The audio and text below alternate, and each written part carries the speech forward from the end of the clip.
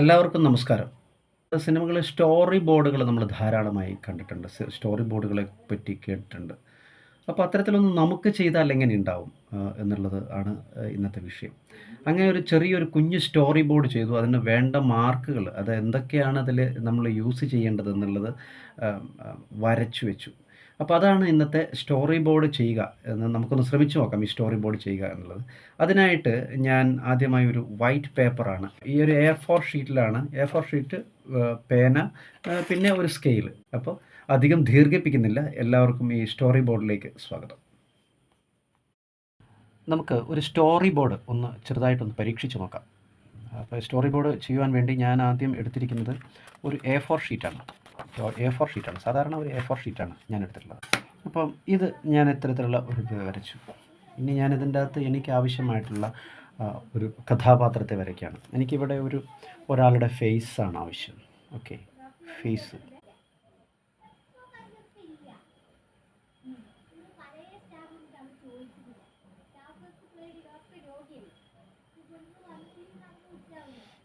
ഒരു വൃദ്ധൻ ആണ് ഇവിടെ ഞാൻ കഥാപാത്രമായിട്ട് എടുക്കുന്നത്.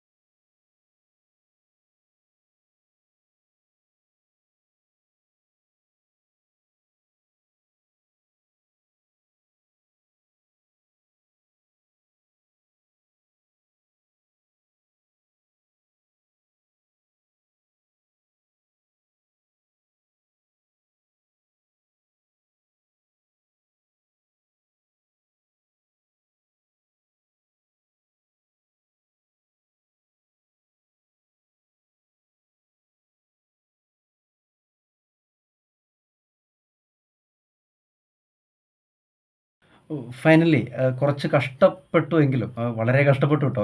ഈ ചെയ്യാൻ ആ സ്റ്റോറി ബോർഡ്, ചെറിയൊരു സ്റ്റോറി ബോർഡിൻ്റെ രൂപം നമ്മൾ പൂർത്തിയാക്കിയിട്ടുണ്ട്. ഞാൻ ആ എടുത്ത വൈറ്റ് പേപ്പറും പേനയൊക്കെ വെച്ചിട്ടാണ് ഞാൻ ആ സ്റ്റോറി ബോർഡ് പൂർത്തിയാക്കിയിട്ടുള്ളത്. ഇതിൽ തെറ്റുകുറ്റങ്ങളുണ്ടാവും, പക്ഷേ അതിൻ്റെ ഞാൻ അത്ര വലിയ ആർട്ടിസ്റ്റോ കാര്യമൊന്നുമല്ല. എനിക്കറിയാവുന്ന രീതിയിലൊന്ന് വരച്ചു, അതിൻ്റെ മാർക്കുകളും കൊടുത്തു എന്ന് മാത്രം. അപ്പോൾ സ്റ്റോറി ബോർഡ് നമ്മൾ ചെയ്തു. ഇങ്ങനെയാണ് ഒരു സ്റ്റോറി ബോർഡ് ചെയ്യുക എന്നുള്ളത്. ഏകദേശ രൂപം നിങ്ങൾക്ക് മനസ്സിലായിട്ടുണ്ടാവും എന്ന് ധരിക്കുന്നു. എന്തായാലും നമുക്ക് സ്റ്റോറി ബോർഡ് ചെയ്തത്, ഈ സ്റ്റോറി ബോർഡുകൾ എപ്പോഴും നമുക്ക് ഉപകാരമാണ് ഓരോ ലൊക്കേഷനിലും. അതുകൊണ്ടാണ് ഞാൻ അങ്ങനെ ഒന്ന് ശ്രമിച്ചത്.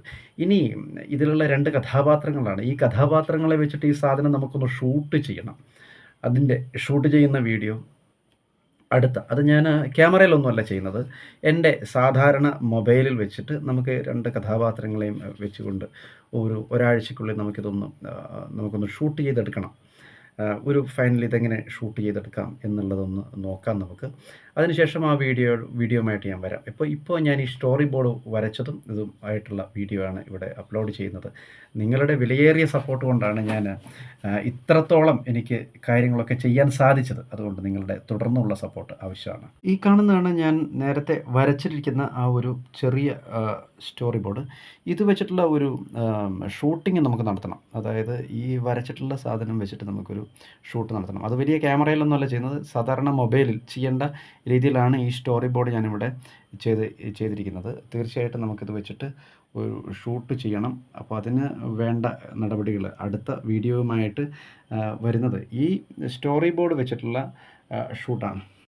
അപ്പോൾ ഈ സ്റ്റോറി ബോർഡിനെ കുറിച്ചുള്ള നിങ്ങളുടെ അഭിപ്രായം അറിയിക്കുക. തീർച്ചയായിട്ടും ഇതിൽ കൂടുതൽ എന്തെങ്കിലും ചെയ്യാൻ സാധിക്കുന്ന ആളുകളുണ്ടെങ്കിൽ, എന്നെ കഴിഞ്ഞും അറിവുകളും ഇതിനെപ്പറ്റി വളരെ ജ്ഞാനമുള്ള ആളുകൾ ഈ വീഡിയോകൾ കാണുന്നുണ്ടാവും.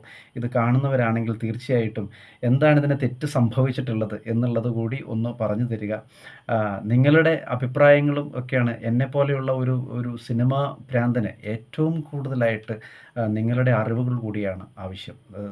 ഓർമ്മിപ്പിച്ചുകൊണ്ട് ഞാൻ ഇന്നത്തെ ഈ സ്റ്റോറി ബോർഡ് വരച്ചത് ഇവിടെ നിർത്തുന്നു.